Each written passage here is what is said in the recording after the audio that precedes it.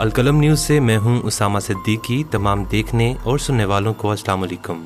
नाज़रीन गिरामी, दरअसल सच ये है कि लेबनान में होने वाले धमाके बैरूत की बंदरगाह के इलाका में हुए। मुकामी वक्त के मुताबिक एक गोदाम में शाम 6 बजे के बाद ये धमाके हुए। यकीनन बैरूत के इस धमाके ने पूरी दुनिया को एक दफ़ा हिलाकर रख दिया। बताया ये भी जा रहा है कि बैरूत की बंदरगाह में मुतासरा इलाके पर आग लगी देखी गई, जिसके बाद एक बड़ा धमाका हुआ और देखते ही देखते जाए हादसा पर नारंगी रंग के बादल छा गए। धमाके की आवाज़ें इस कदर शदीद थीं कि पूरा शहर हिलकर रह गया, जबकि लोगों में खौफ की लहर दौड़ गई। एक रिपोर्ट के मुताबिक बताया जा रहा है कि बैरूत के साहिल पर तकरीबन 3000 टन के करीब अमोनियम नाइट्रेट 6 साल कबल एक समुद्री जहाज के जरिए लाया गया। उसको एक गोदाम में रखा गया। वाज़ेह है कि लेबनान के दारुल हुकूमत में होने वाले धमाकों से हलाकतों की तादाद तकरीबन 100 तक पहुंच गई है, जबकि 4000 लोग मुकामी हस्पताल में जिंदगी और मौत की कशमकश में हैं। इस धमाका के नतीजा में गिरदोनवाह के इलाके भी लरस कर रह गए। कहा जा रहा है कि मंगल की शाम बंदरगाह के इलाका में होने वाले इस धमाके की वजह यही कीमियाई मादा है। नाजरीन, आपको कुछ मालूमात कीमियाई मादा के हवाले से भी देते चलें कि अमोनियम नाइट्रेट क्रिस्टल जैसा सफ़ेद मादा है।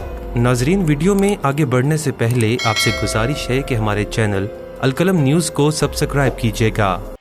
कीमियाई मादा के हवाले से कुछ मालूमात आपको देते चलें कि अमोनियम नाइट्रेट क्रिस्टल जैसा सफ़ेद ठोस मादा है, जिसे सनती इस्तेमाल के लिए ज़्यादा मिकदार में तैयार किया जाता है। ये ज़्यादातर खाद में नाइट्रोजन के हसूल के लिए इस्तेमाल किया जाता है, लेकिन इसे कानकुनी के लिए बनाए जाने वाले धमाका खेज़ मवाद की तैयारी के लिए भी इस्तेमाल किया जाता है। यूनिवर्सिटी कॉलेज लंदन में केमिस्ट्री की प्रोफेसर बताती हैं कि आपको अमोनियम नाइट्रेट ज़मीन से नहीं मिलता, क्योंकि ये सिंथेटिक होता है। इसे अमोनिया और नाइट्रिक एसिड के कीमियाई मेलाप से बनाया जाता है। अमोनियम नाइट्रेट दुनिया भर में बनाया जाता है और उसकी लागत बहुत कम होती है, लेकिन साथ ही साथ इसे ज़ख़ीरा करना एक मसला हो सकता है। माजी में भी संजीदा नौइयत के सनती हादसात का सबब बन चुका है। बैरूत धमाके की वीडियो में देखा जा सकता है कि आग से धुआं उठ रहा है और फिर धमाके के साथ एक मशरूम जैसा बादल उठता है। ये अमूमी तौर पर जोहरी धमाकों के वक्त देखा जा सकता है। प्रोफेसरान के मुताबिक सुपरसोनिक शॉक वेव हवा में तेजी से फैलती है और आप इसको गोल बादल की तरह मरकज से बाहर की जानिब फैलता देख सकते हैं। उन्होंने वजाहत करते हुए कहा कि शॉक वेव्स या लहरें हवा के दबाव से पैदा होती हैं। हवा तेजी से फैलती और फौरन ठंडा हो जाती है और हवा में मौजूद पानी सिमट जाता है, जिसकी वजह से ये बादल बनते हैं। अब आपके दिमाग में एक सवाल ये पैदा होगा कि कभी बैरूत जैसा वाकया पहले हुआ है या नहीं। नाजरीन, आपकी इंफॉर्मेशन के लिए बताते चलें कि सन 1921 में 4500 टन अमोनियम नाइट्रेट की वजह से जर्मनी के ओपाओ प्लांट में धमाका हुआ, जिसकी वजह से 500 से ज्यादा लोग हलाक हुए। अमरीकी तारीख का सबसे मोहलिक सनती हादसा 1947 में टेक्सास में हुआ, जिसमें कम से कम 581 अफराद हलाक हुए।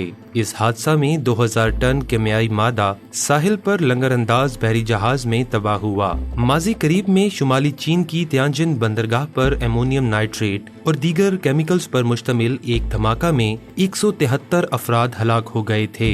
अब ये भी बताया जा रहा है कि इस धमाके में इसराइल का हाथ भी मुलव्वस है। ताहम इसराइली हुकूमत ने मशरिक़ वस्ता के अहम तरीन मुल्क लेबनान के दारुल हुकूमत बैरूत में 4 अगस्त को होने वाले धमाकों में किसी तरह भी मुलव्वस होने की तरदीद की है। इसराइल और शाम के पड़ोसी मुल्क लेबनान के दारुल हुकूमत बैरूत में 4 अगस्त को बंदरगाह का इलाका धमाकों से गूंज उठा था। इब्तदाई तौर पर धमाकों में सैकड़ों अफराद हलाक, जबकि हजारों अफराद जिंदगी और मौत की कशमकश में मुब्तला हैं। नाजरीन, ये धमाका इस कदर शदीद था कि इसकी आवाजें इसराइली शहर कब्रिस तक सुनाई दी और इनसे बैरूत के कई किलोमीटर रकबे पर फैली इमारतों को नुकसान पहुंचा। धमाके के बाद दुनिया भर के ममालिक ने लेबनान की हुकूमत को इमदाद की पेशकश की, जबकि इब्तदाई तौर पर धमाकों में तखरीबकारी और इंतहा पसंदी के खदशात भी जाहिर किए गए थे। ताहाल धमाकों की असर वजह सामने नहीं आ सकी। ताहम लेबनानी हुकूमत ज़राए के मुताबिक धमाके बंदरगाह के एक गोदाम में मौजूद अमोनियम नाइट्रेट की मौजूदगी की वजह से हुए। ताहम इस हवाले से तस्दीक होना अभी बाकी है।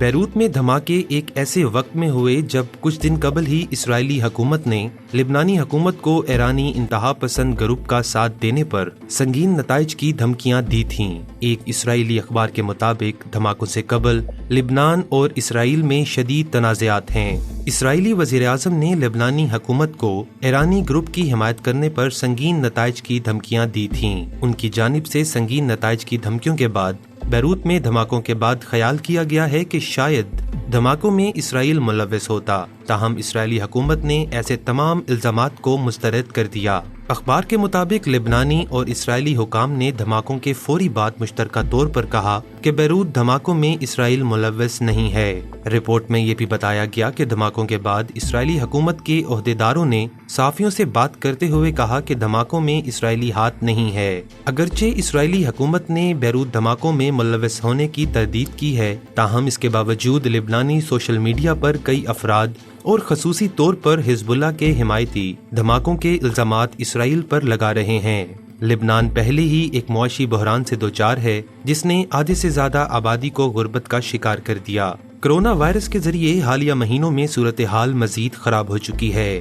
لبنان کے وزیر اعظم حسن دیاب نے کہا کہ 2750 ٹن زرعی کھاد امونیم نائٹریٹ جو کئی سالوں سے بندرگاہ کے گوداموں میں محفوظ تھا، اس نے ہر لفظ کے معنی میں ایک تباہی پیدا کر دی۔ لبنانی وزیر اعظم نے کہا کہ آج جو کچھ ہوا وہ احتساب کے بغیر منظور نہیں ہوگا۔ اس تباہی کے ذمہ دار وہ قیمت ادا کریں گے۔ آپ کو یہ بھی بتاتے چلیں کہ لبنان کے وزیر اعظم نے ملک میں 3 روز سوگ کا اعلان کیا ہے، مگر اس دوران تحقیقات کا کام جاری رہے گا۔